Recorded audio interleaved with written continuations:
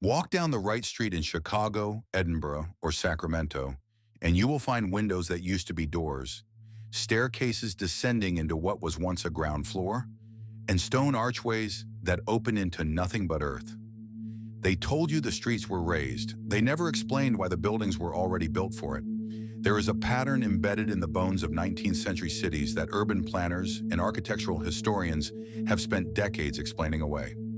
Across North America and Europe, hundreds of buildings constructed before 1900 share an anomaly that should not exist if the standard story of urban development is true. Their ground floors are buried, not partially obscured by overgrown landscaping or a raised sidewalk seam, buried. Windows sitting a foot, 2 feet, sometimes 6 feet below the current street grade. Ornate stone entryways that descend underground, like the mouths of something swallowed whole. The official explanation is regrading. Cities, the story goes, periodically raise their streets to improve drainage, manage flooding, or accommodate new infrastructure. Chicago is the most cited example. In the 1850s and 1860s, the city undertook a massive engineering effort to lift itself out of the mud, raising street levels by as much as 12 feet in some areas. Seattle did something similar after the 1889 fire. Other cities followed. Problem solved, question closed, move on. Except the architectural evidence does not cooperate with that story. When a city raises its streets incrementally over decades, buildings are modified. New entrances are cut at the new grade. Old windows are bricked up. Owners adapt because they have no choice. What you find instead in city after city is something far stranger. Buildings where the buried level retains its original decorative stonework completely intact. Cornices, pilasters, arched window frames with their glazing patterns still readable, designed with the same architectural intention as the floors above. You do not lavish that kind of detail on a basement.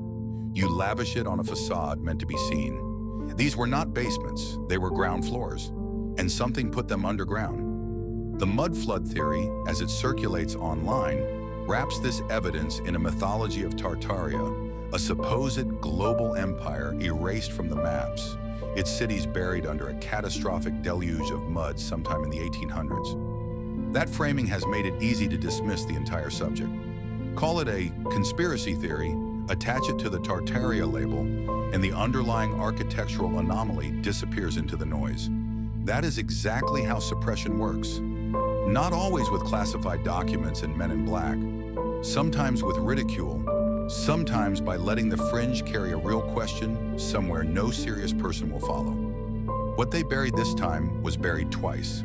First in mud or fill or whatever came down on those cities in the 19th century, then in mockery. Here is where the official story starts to crack. Start with the regrading argument, because that is the explanation cities give when they bother to give one at all. The claim is simple. Streets were raised over decades to improve drainage, and buildings that once sat at grade were gradually swallowed by the rising road level. It sounds reasonable until you measure it. In Chicago, the famous 1850s street raising project lifted roads by roughly 4 to 8 feet using hydraulic jacks. Engineers documented every phase. There are photographs. There are city council records. That event is one of the most thoroughly archived infrastructure projects in American urban history. And yet across dozens of other North American cities where no comparable regrading project ever took place, the same sunken first floors exist. Same depth, same bricked up windows, same iron fencing that now sits at what should be basement level. Nobody jacked those streets. Nobody filed the paperwork. The depth simply appeared and the cities built on top of it. Philadelphia is one of the clearest cases. Walk the older districts and you will find federal-style buildings from the 1820s and 1830s, where the original entry level sits 4 to 6 feet below the current sidewalk. Historians attribute this to routine road improvements, but the architectural evidence tells a different story. Those submerged floors were not designed as basements. The ceilings are too high. The windows are too large and too ornate. The stonework around the original doorways is decorative in a way that builders simply did not waste on spaces meant to be underground. These were built as ground-level rooms, finished and presented to the street. Whatever buried them did not happen gradually over a century of minor roadwork. The burial was significant, and at some point someone decided it was easier to excavate down to access the old floor than to explain why it was underground in the first place.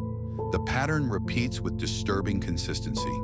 In Cincinnati, in St. Louis, in Montreal, in Edinburgh, in Munich. Researchers who have independently cataloged these structures note that the buried floors tend to concentrate in a specific construction window, roughly 1800 to 1870. Buildings constructed after that period sit at or near current street grade.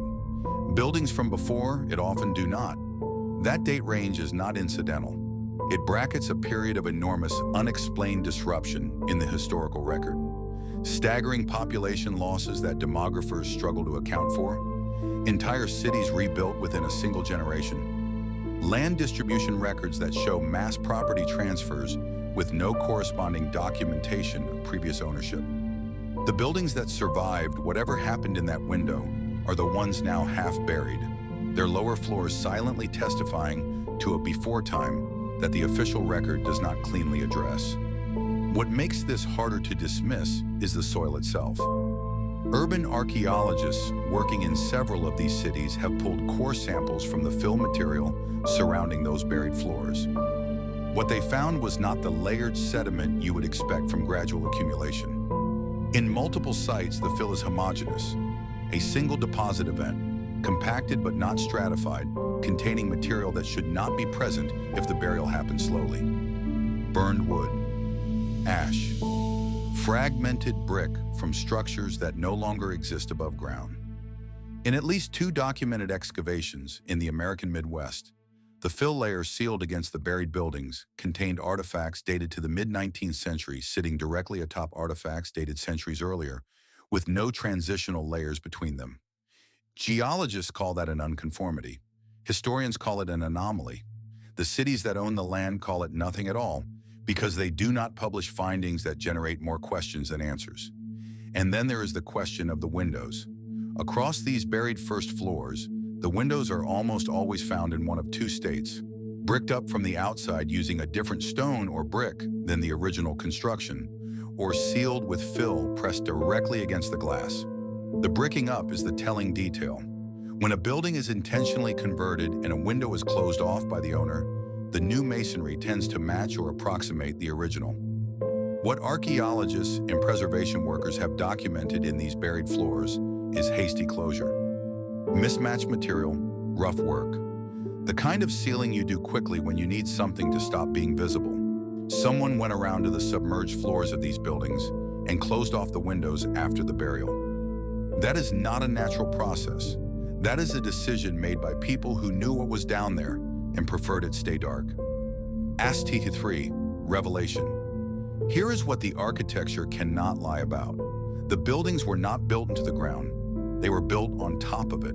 The ornamentation on those buried floors, the window proportions, the decorative cornices sitting 6 feet below modern street grade. These are not basement features. No architect in history has ever decorated a basement the way these floors are decorated. The finishing work on the submerged stories of buildings across Chicago, Philadelphia, Edinburgh, and dozens of smaller cities is identical in craft and intent to the floors above. They were meant to be seen. They were meant to be lived in. Something covered them. The regrading explanation collapses under the simplest scrutiny. City engineers do not raise street grades by 8 to 12 feet across entire downtown cores inside a single generation without creating catastrophic infrastructure disruption. Water systems, sewer lines, building entrances, all of it would require complete reconstruction. Yet the records show no such projects, no such budgets, no such labor forces. What the records do show, quietly in obscure municipal archives and insurance surveys from the 1860s and 1870s, is a sudden and widespread pattern of property owners filing to have their entrance levels formally redesignated. Not raised, redesignated. As though the physical reality had already changed and the paperwork was simply catching up to it. The Tartaria mythology attached itself to this evidence, and in doing so, gave institutions the perfect excuse to dismiss the entire question. Call it fringe, call it conspiracy, and no one looks at the actual buildings. But the buildings are still there. The buried floors are still there. Whatever event or series of events deposited enough material to swallow the ground stories of 19th century architecture across 2 continents left a permanent record in stone and mortar. The question was never whether something happened. The question is why the most powerful institutions of the era rebuilt on top of it without a word of public explanation, and why their successors have spent a century and a half making sure you never thought to ask. Close. If you have walked past a building where the windows vanish into the sidewalk, now you know what you were looking at. Drop your city in the comments because the buried floors are not rare. They are everywhere once you know how to see them. Subscribe to What They Buried because every week we dig up another story they hoped you would never find.